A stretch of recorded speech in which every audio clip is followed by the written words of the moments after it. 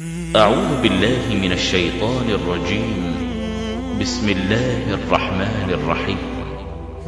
شروع اللہ کے نام سے جو بڑا مہربان نہایت رحم والا ہے۔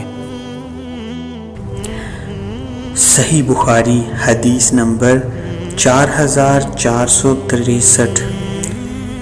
حضرت عائشہ رضی اللہ تعالیٰ عنہا نے بیان کیا کہ نبی کریم صلی اللہ علیہ وآلہ وسلم حالت صحت میں فرمایا کرتے تھے کہ ہر نبی کی روح قبض کرنے سے پہلے انہیں جنت میں ان کی قیام گاہ دکھائی گئی، پھر اختیار دیا گیا۔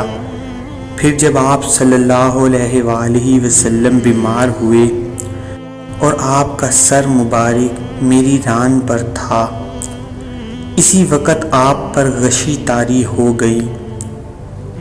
جب ہوش میں آئے تو آپ نے اپنی نظر گھر کی چھت کی طرف اٹھا لی اور فرمایا، اللہم رفیق الاعلیٰ، اے اللہ مجھے اپنی بارگاہ میں انبیاء اور صادقین سے ملا دے۔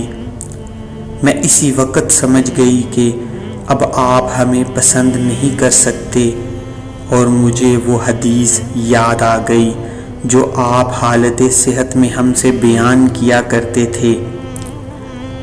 عائشہ رضی اللہ تعالیٰ عنہا نے بیان کیا کہ آخری کلمہ جو زبان مبارک سے نکلا وہ یہی تھا کہ اللہم رفیق الاعلیٰ، اللہم رفیق الاعلیٰ۔